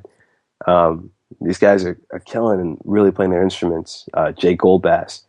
Talking about other styles of music, like J.P. Bouvet, I think is one of the great educators of our time. And phenomenal drummer as well. He can really play and he can really, really teach. Yeah. He's the man. Jeff Randall, bad dude. I'm really glad I discovered him via Instagram. I messaged him. I was like, man, it's like when he first started, I was like, man, you can really play, man. You sound great. He's like, oh, thanks. He's such an easygoing dude, such a good dude for sure, man. He's a sweetheart of a man, but yeah, he's the best. There's literally just so many people. I hear cats all the time. And I'm like, wow, that cat's super bad. It can really play. She can really play. So yeah, there you go. That's awesome, man. I love that you very consciously always think about the fact that there's phenomenal female drummers out there. One of our mutual friends that we were just talking about before this started was Lindsay Artcop, who won Hit Like a Girl, and she's just a killer drummer out of Berkeley. So what's up, Lindsay? Shout out to Lindsay. Shout out to Lindsay. But man, this is super. This has been a phenomenal, man. I want to get ready to wrap this up because I don't want to steal too much of your time. But I'm loving this, man. It's awesome. One really important question that I wanted to make sure I didn't forget about was, what do you think about people pursuing post-secondary? And you're going to be a little bit biased because you went to Juilliard, but do you recommend it to other drummers that they, as they pursue a career in drumming, should they be going to school? Should they be going to Berkeley? And if so, why? I think it's such a personal decision. I mean, I've met people who I'm like, you definitely should not go to school. Like, that is not a good option for you. That's not going to be the best move for you. Yeah. And I've definitely met people who I'm like, you should probably go somewhere and expand this knowledge. And, it's so personal. And I think there's cases for both. Now, if you were to give us really quick cases for both, what would you say are cases where you're like, okay, if you're in this situation, don't go. If you're in this situation, maybe you should go. Okay, two guys who are killing it right now, who should have been on the list I just named, Corey Fonville and Justin Faulkner. Like, Justin was 18 and he was like touring the world with Branford Marsalis.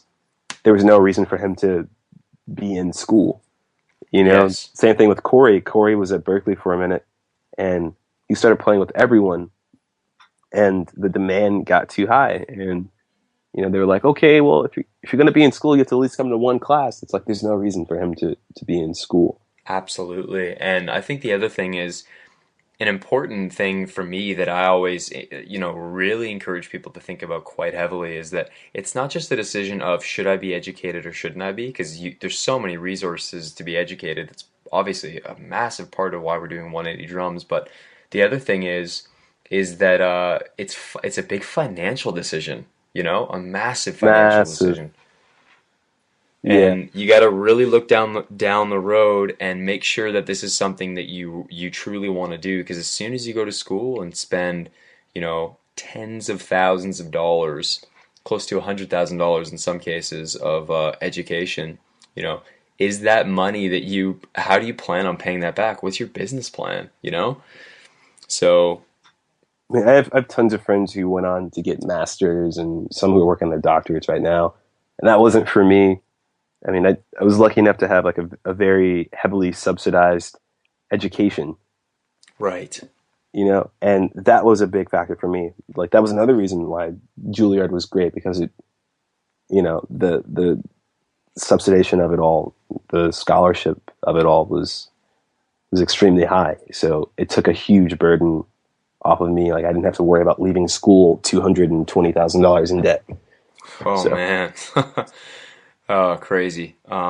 That's great insight, man. I think that's something definitely for everyone to think about. And even when it comes to thinking about relocating, the first thing that I suggest people go do, and a big part of why I did a podcast with Ben Satterley just recently, is he's a guy who moved from Tulsa to Nashville, and he's been grinding it out, working really hard. You gotta, before you relocate, you really gotta think about, you know, how you're gonna network, how you're gonna have contacts, and the best thing you can do is ask people who have already done it and try and get some shortcuts in that sense. And it's definitely not shortcuts where it's, you know, an easy way to get there and get a gig. It's more like a heads up on what's probably going to go down when you show up in town and you don't know anyone, you know? So, man, that's great. That's fantastic. Man, I'd say we've nailed way more questions than I thought we'd get to today, which is phenomenal. Who are some people that you view as successful? whew, You can name, I'd say pick just one. I think just probably because I just got off the phone with him, Wynton Marsalis. Hmm. Um, he, you know, however many, like 8 Grammy Awards, Pulitzer Prize, the first jazz musician to ever win a Pulitzer. Um, he runs one of the largest arts non-for-profits in the world.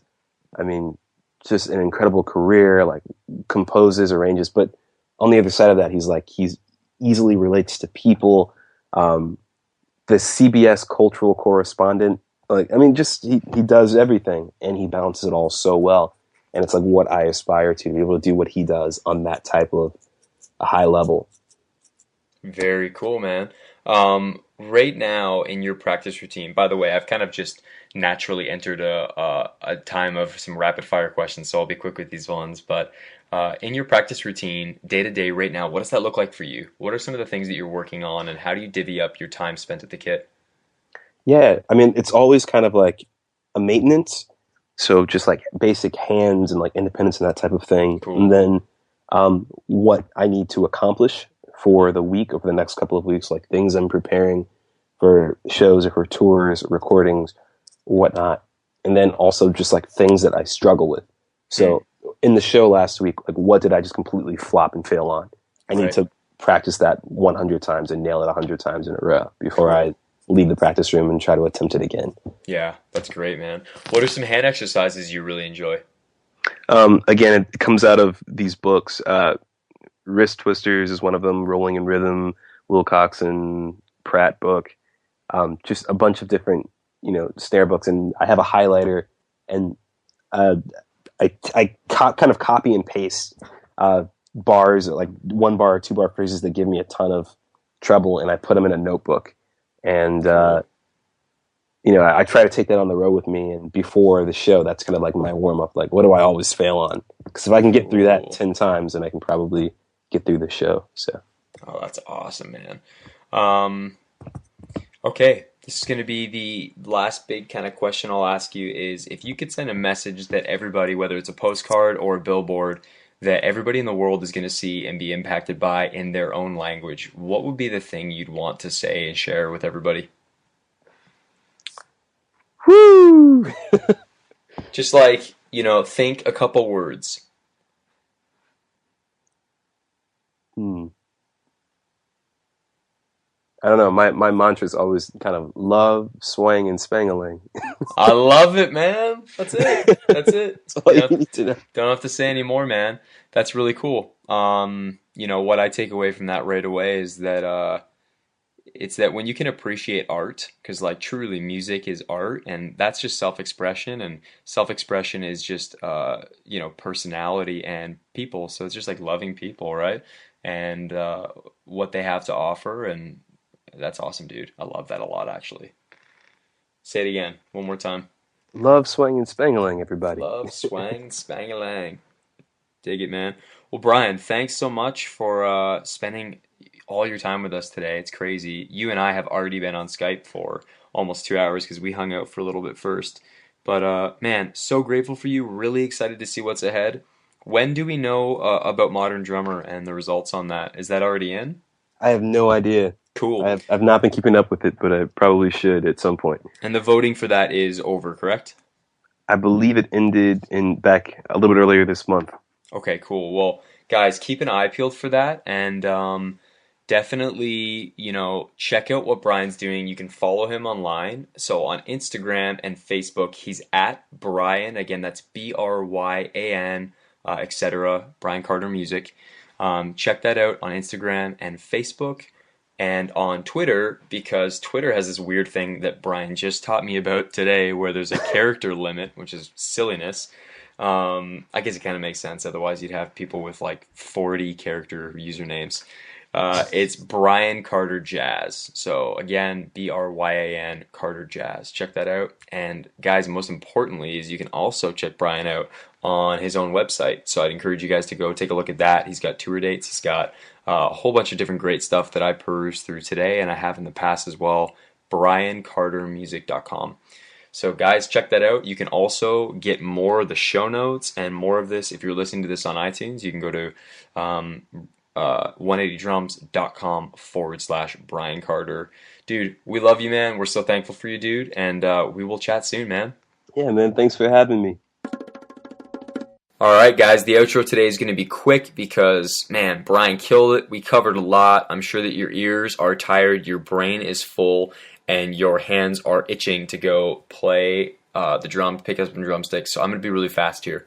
Head to 180drums.com/Bryan Carter. Make sure that you check out everything we've got going on there, whether it's the pictures, the look at his kit, and we've snuck in some other really cool pictures for you guys to check out too. So head over there, check that out. Guys, we love that we get to do this. Make sure you go give us a rating in the iTunes podcast, the iTunes store there. Leave us a review, leave us some comments. Let us know how you're enjoying this.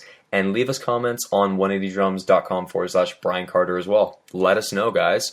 And feel free to share this. The greatest thing you could do to help spread education is to share it, not just to help share and talk about 180, but to share all the great stuff that we feel like Bryan is touching on and things that I'm really excited for drummers to hear and grow in their ability. Because really, guys, we're all about community. So love y'all, super thankful for everyone, and really excited to see how this impacts and changes your approach on the drums. All right, guys, we will see you in the next podcast.